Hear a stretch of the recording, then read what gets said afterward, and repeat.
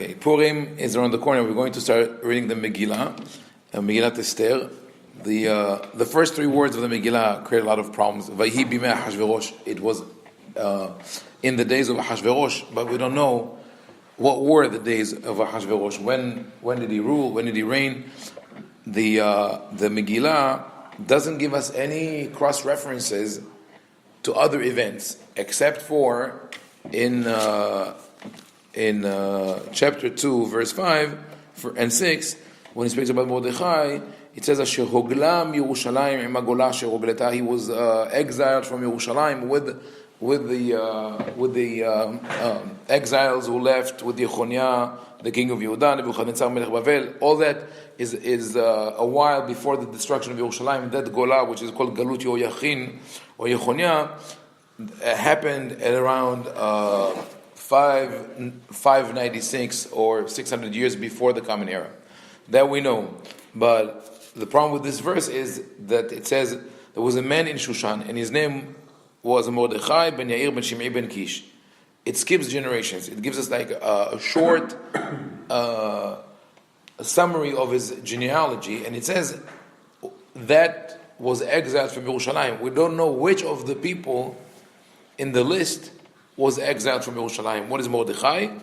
His father, grandfather, great-grandfather. So that cross-reference doesn't help us much.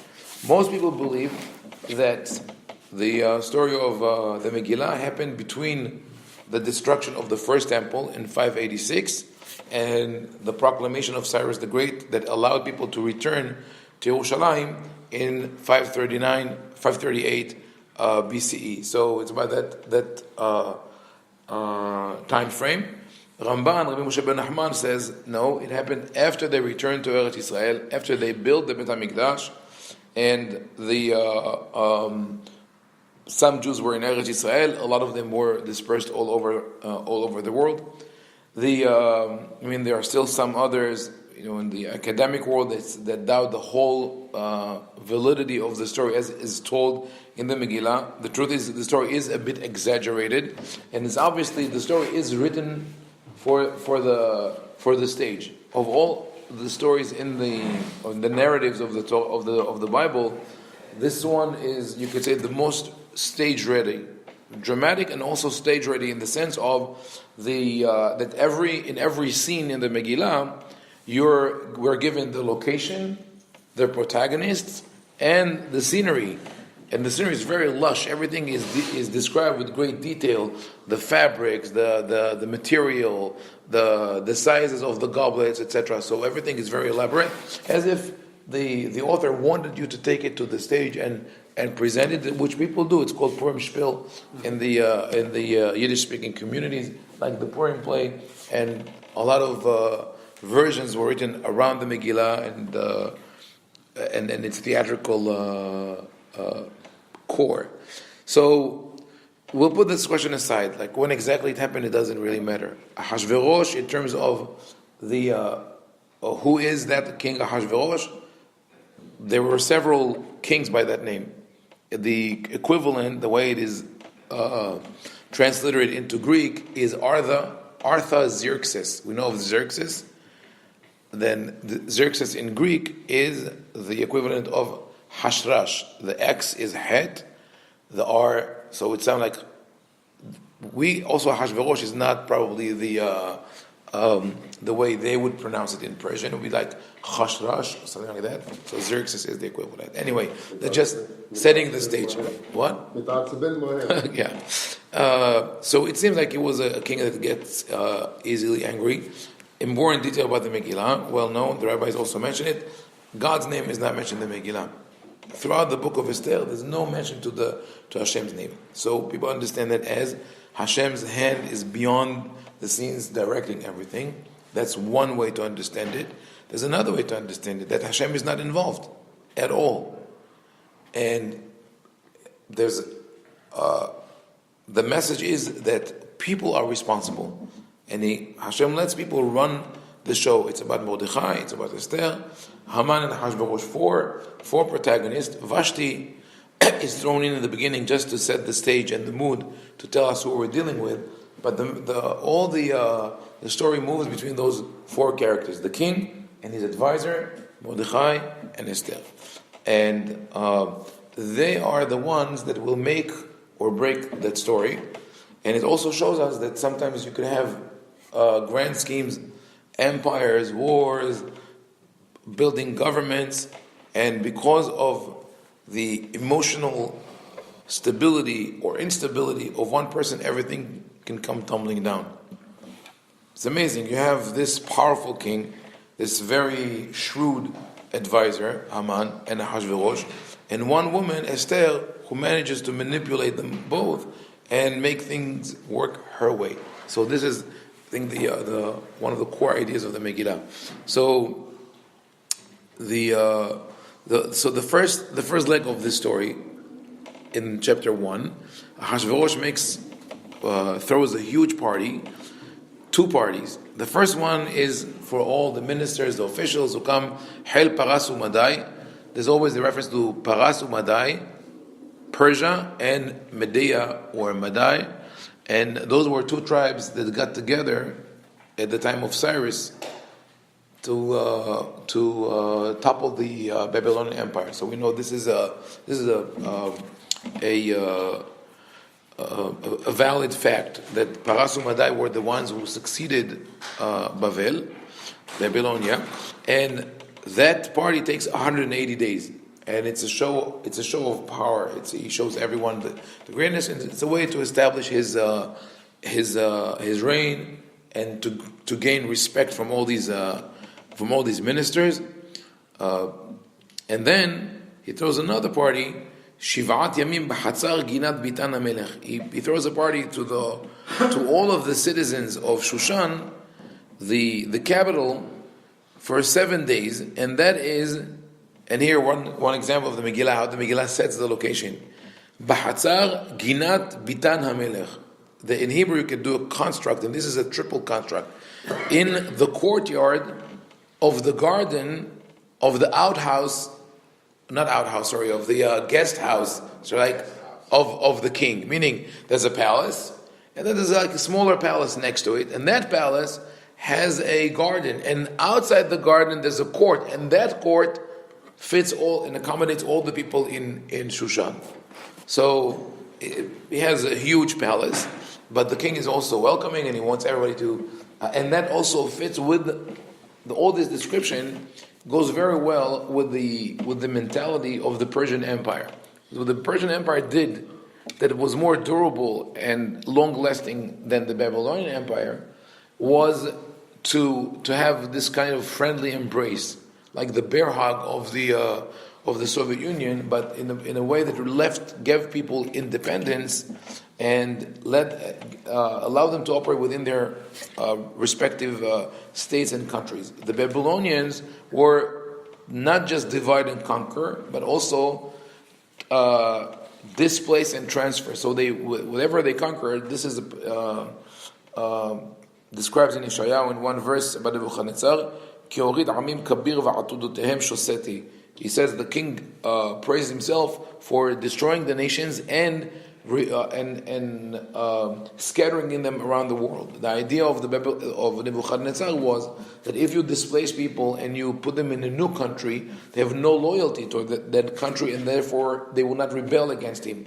But it backfired, because after a while, no one had loyalty to anything, not to their new country, and not to the empire, the Babylonian Empire. So when the Persians came in and said, "Would you join us?" everybody joined happily. The Persian Empire went with the idea of let us give people freedom, religious freedom and cultural freedom, and have them under this kind of semi-autonomy. So they created the system of satrapies, where the kingdom was divided into smaller sections and then into princelhoods or regions. And in each region they would put a local prince who reported to a Persian prince who reported to the king.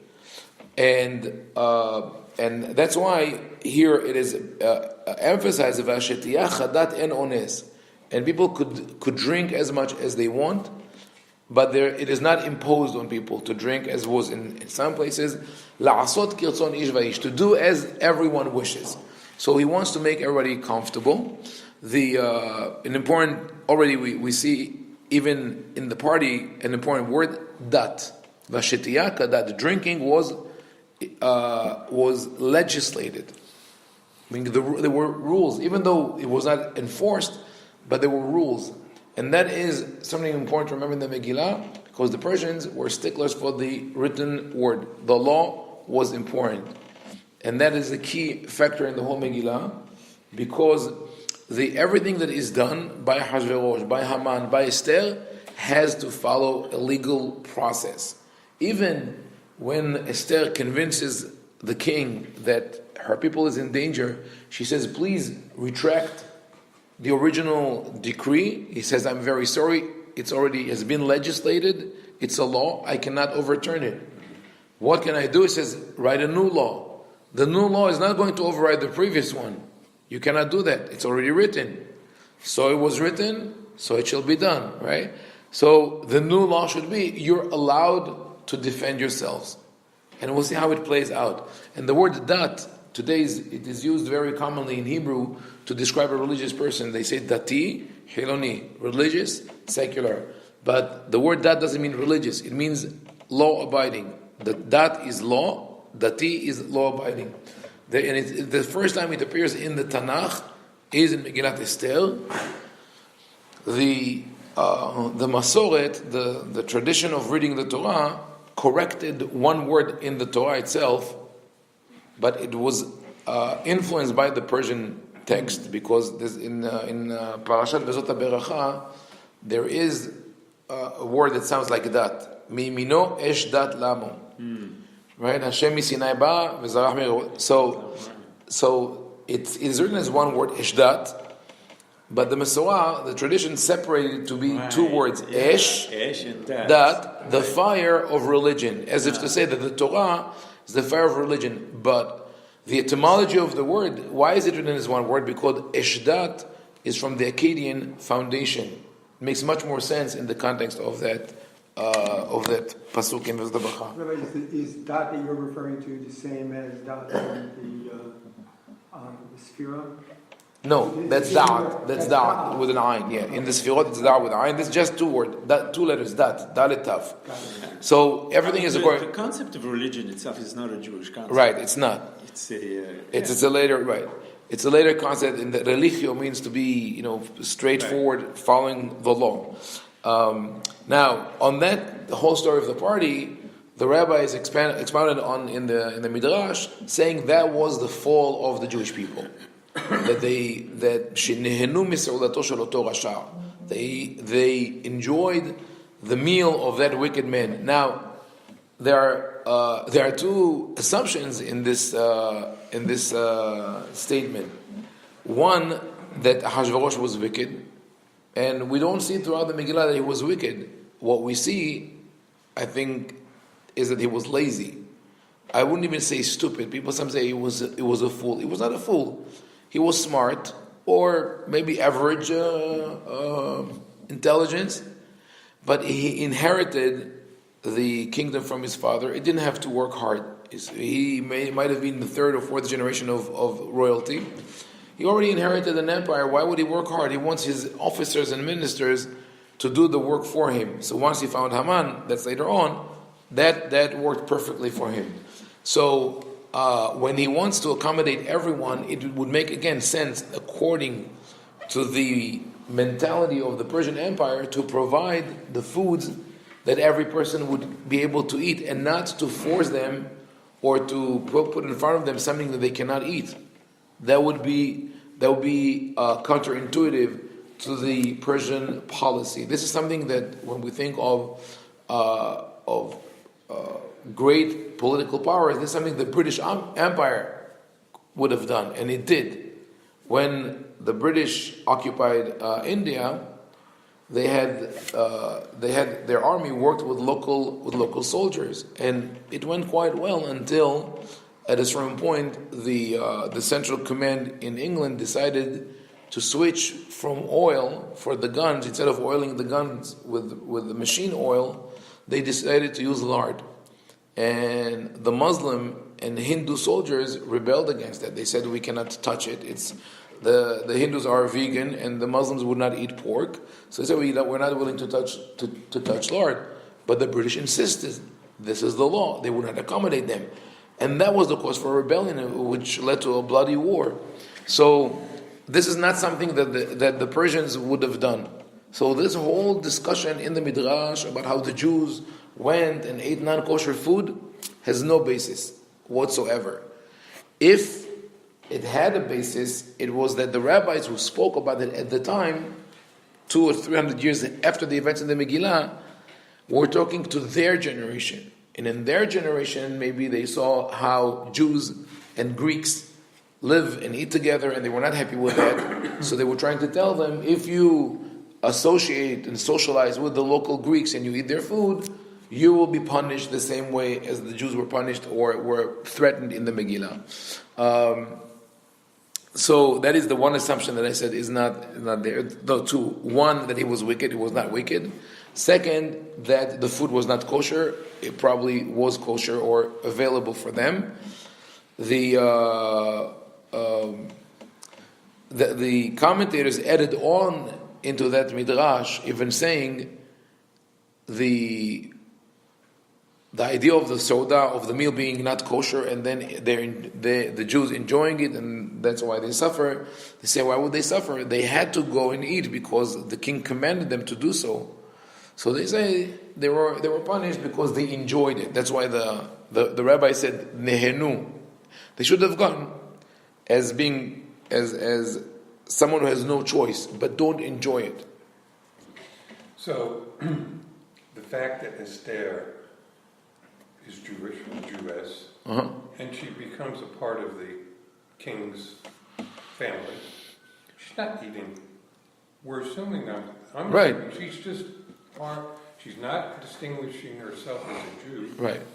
She's eating whatever. If she had to do it to protect herself, she could have eaten. Right. She also, as the queen, she could have done anything she wanted. And without being, she could have said, I'm a vegetarian, and that would be okay. She doesn't have to say I'm kosher. Yeah. Could have. But he tells her, don't give any indication right. that you're Jewish. Right. So I'm wondering that if any of this, that what was kashrut? Right. So I'm saying even if the argument against the Jews that they ate non-kosher meal, that there is one indication in Tanakh from more or less the same time. That's in the book of Daniel, when they talk about Hananiah, Mishael, and Azariah, who were of royal descent and were kind of a hostage exchange in the royal court. That was the common thing, to bring princes and from different countries to live in the palace of the emperor, and they were the hostages. They were treated like royalty, but they were hostages. So about them, it says that they lo ratzu lidga'el befadbag hamelech. They did not want to soil themselves with the food of the king. So we have that with Daniel. However, going back to the idea of the punishment being that of enjoying the meal, it was illustrated with a nice story about a Jew who worked for a prince, a local prince in Europe, and one day he comes into his office, and the man is eating, and is friendly with the Jew. So he says, Moshe, sit down, have a steak, have a piece of steak. He says, no, we can't. I'm sorry, I'm so sorry. Well, no disrespect, but we're not allowed to eat that. So okay, no problem. So sit. And though he finishes the steak, he pours himself a cup of wine. He says, Moshe, would you like to have some wine? He says, unfortunately, I can't have the wine either. It's not kosher. He says, Moshe, I feel so bad for you. But wait a second. You know what? What if I would have threatened you? I'm going to kill you if you don't drink. Moshe says, what? Yeah, okay. So he opens the door, he pulls out a gun, he says, okay, drink the wine or I'll kill you. So he drinks the wine. Delicious. He says, and then he asks the prince asks the Moshe says, how was it? He says, it was very good, but you should have pulled the gun earlier where you were eating the steak. So that was the gist of the idea in the Talmud, to say, if you had to eat it, but it is you were for it. But all that is based on the assumption that it was not kosher, which was not.